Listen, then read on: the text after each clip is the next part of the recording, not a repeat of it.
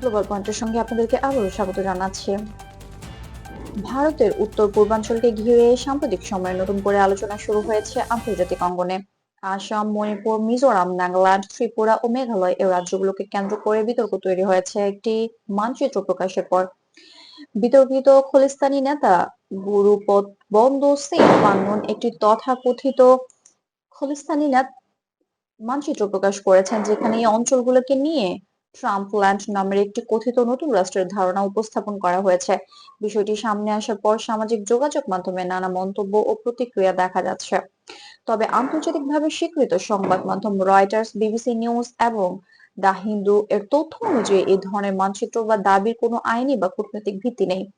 ভারত সরকার আগেও স্পষ্টভাবে জানিয়েছে, দেশের উত্তর পূর্বাঞ্চলীয় রাজ্যগুলো ভারতের অবিচ্ছেদ্য অংশ এবং সেগুলো নিয়ে কোনো বিভ্রান্তিকর প্রচারণাকে গুরুত্ব দেওয়া হয় না।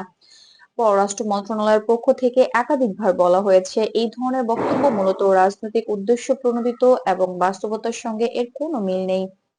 বিশ্লেষকদের মতে উত্তর-পূর্ব ভারত দীর্ঘদিন ধরেই ভৌগোলিক ও রাজনৈতিক দিক থেকে সংবেদনশীল অঞ্চল হিসেবে পরিচিত।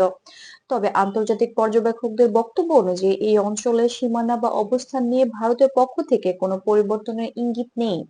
জাতিসংঘ সহ কোনো আন্তর্জাতিক সংস্থাও এমন কোনো প্রস্তাব বা মানচিত্রকে স্বীকৃতি দেয়নি।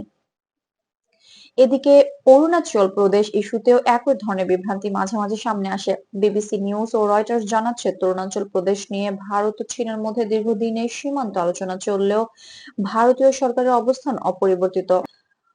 অরুণাচল প্রদেশ ভারতের অংশ এবং এ বিষয়ে কোনো ছাড় দেওয়ার প্রশ্ন নেই, এই অবস্থান আন্তর্জাতিক পর্যায়ে স্পষ্টভাবে তুলে ধরা হয়েছে।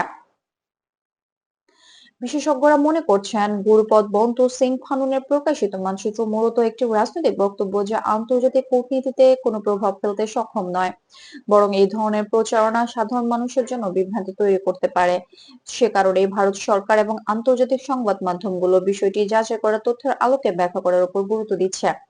বর্তমান প্রেক্ষাপটে বলা যায়, উত্তর পূর্ব ভারত ও অরুণাচল প্রদেশ নিয়ে যেসব দাবি বা মানচিত্র সামনে আসছে, সেগুলো কোনোটিই ভেরিফাইড বা অফিসিয়াল নয়।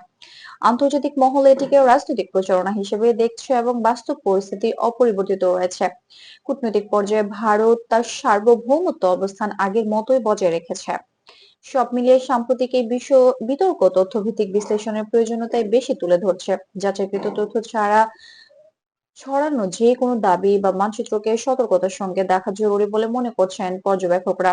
গ্লোবাল পয়েন্ট থেকে আপনাদের জন্য নিরপেক্ষ ও যাচাইকৃত আন্তর্জাতিক সংবাদ তুলে ধরার চেষ্টা করছি।